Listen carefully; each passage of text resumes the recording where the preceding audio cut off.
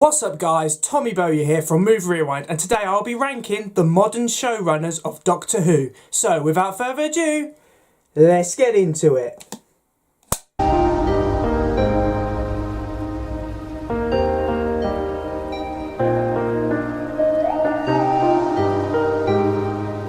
So since Doctor Who returned to our screens in 2005, 3 men have taken on the role of showrunner, head writer and executive producer.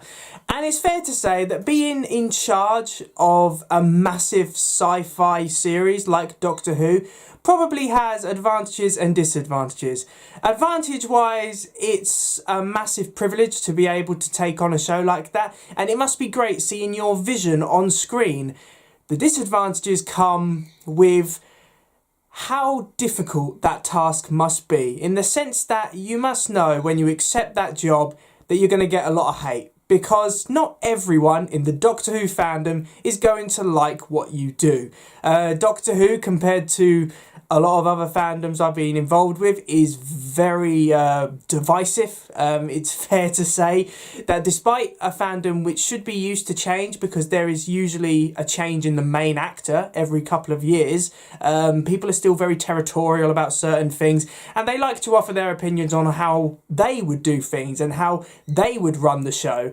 So I think it's fair to say that I would never want to be showrunner of Doctor Who.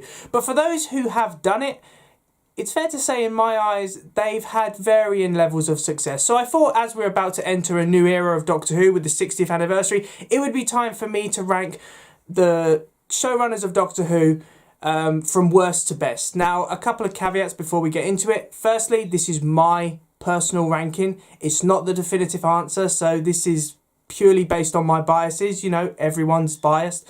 Secondly, I'm only going to be doing modern Doctor Who showrunners because I've only really watched modern Doctor Who. I've watched a bit of classic Who, but nowhere near enough to really comment on who was in charge of the show at the time and what decisions they made. So yeah, let's get into this ranking. Coming in third place is good old Chris Chibnall, and if you've watched this channel for a while, then you're probably not surprised, because in my humble opinion, Chris Chibnall is one of the worst showrunners Doctor Who has ever had in its 60-year history. I don't think Chibnall ever really had a clear plan for the show, despite the fact he used to go on about how he had a 5-year plan. I never really saw any evidence of that on screen, and he just made mistakes from the very beginning. To start off with, the characters during the Chibnall era were terrible.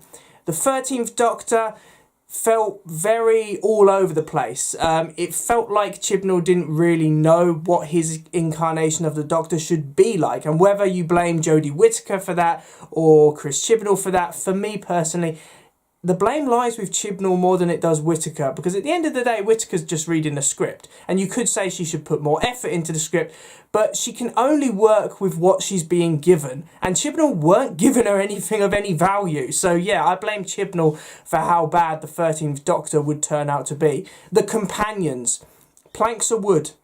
None of these companions are that interesting. I don't learn that much about these companions. And the fact that Yaz is with the Doctor throughout the Chibnall era, and yet I know more about companions who have appeared in a single series than Yaz. That just shows how bad Chibnall is at character development. I also think Chibnall's ideas for the show didn't really work out. Series 11 just being independent episodes with no weaved in storyline was a bad idea. I think modern Doctor Who is at its best when it has a strong series arc, so Chibnall made a mistake with that. And then there's the lore changes, you know, making the Doctor the timeless child, saying that there was an infinite number of incarnations of the Doctor.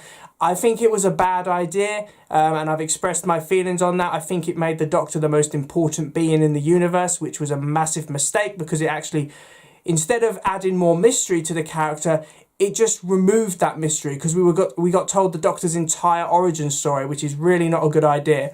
So yeah, I don't think Chibnall was good. The only thing I can say about Chibnall is 9 times out of 10, he was good at bringing back classic Doctor Who villains. You know, I think he did the Daleks pretty well, he did the Sontarans pretty well, he did the Weeping Angels pretty well. The Cybermen and the Sea Devils left a bit to be desired.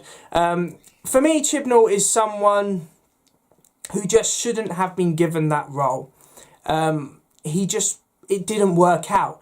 And I think the BBC realised that as well. And if the BBC could have, I'm pretty sure they would have sacked him after the disaster of Series 11. Because let's face it, everyone knew after Series 11 that his appointment as showrunner was a massive mistake. Coming in second place is Russell T Davies.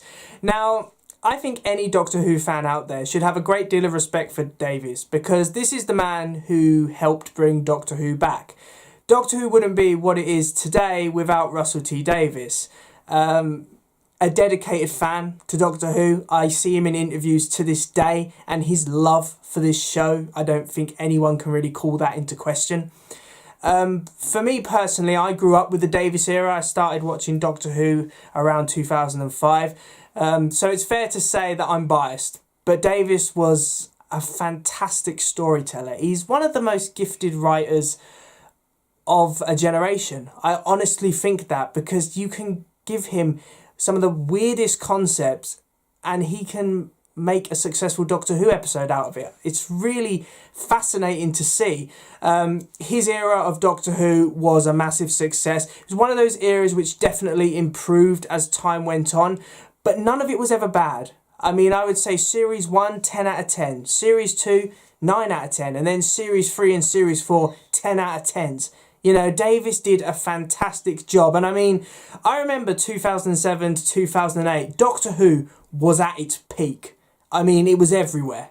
You know, everyone at school was obsessed with Doctor Who. Everyone watched it. And that just shows how great Davies was as showrunner. He got everyone invested in that show again. Plus, he's great at marketing. And you've seen that with the 60th anniversary specials so far. He's great at marketing. All those cryptic clues leading up to the 60th anniversary trailer was a pure stroke of genius. And that's something Chibnall never really did. Chibnall's ideas seem to be just don't market at all, so then everything's a surprise. Davies understands that, yeah, you can keep everything close to your belt, but at the end of the day, if you don't give out trailers, if you don't show how enthusiastic and how great the new era is going to be, then no one's going to end up watching the show. So Davies's original run, amazing. And R2 or RTD2, I think is that how it's pronounced? It's a great little nickname for this new era. I honestly think Davies's new era will be just as good. I know everyone's a bit weary of it at the moment. You know, there's some people saying that it's just going to be, you know, Chris Chibnall 2.0. I don't think that. I think Davies is a naturally gifted writer. He understands Doctor Who as a programme, and I think under his watch, Doctor Who couldn't be in safer hands. And in first place, the best showrunner of the modern era of Doctor Who, in my personal opinion, is Steven Moffat. Now, this actually surprised me, because a couple of years ago, Moffat wouldn't have been in first place. But having rewatched his era recently, and especially after having gone through the Chibnall era, no one can fault the fact that every decision Moffat made for Doctor Who was out of his own love for the show. I mean, I saw a video on Instagram of Moffat recently where he's in like his writing room at his home, and it's got all this Doctor Who stuff all over the place. He's got a sonic screwdriver from Matt Smith and Peter Capaldi's era, and you can just tell his enthusiasm for Doctor Who, and I think that's why he stayed on the show for so long.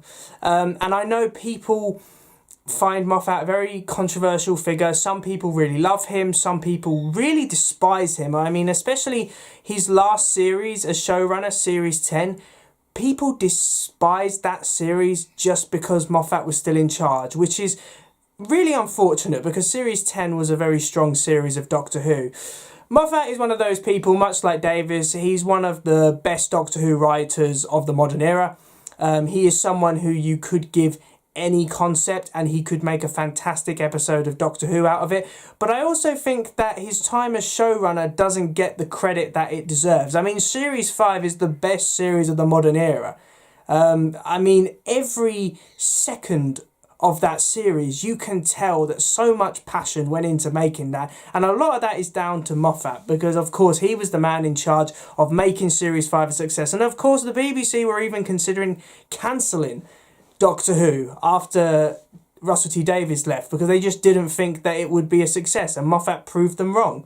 For me personally, I think Moffatt is one of those showrunners which actually improves as time goes on. I mean, obviously Series 5 was outstanding, but then you had Series 6 and Series 7, which for me personally was a bit of a letdown compared to Series 5. But then you had the 50th anniversary. Moffatt did an amazing job with the 50th anniversary. I don't think people give him enough credit for that. He truly did make that a success, and the fact that he was able to write in, you know, 2 already established doctors as well as a brand new doctor, and it didn't feel overcrowded whatsoever, is just shows his talent as a writer. And then we get the Capaldi era. And if you ask me, the Capaldi era is actually very underrated, especially Series 8.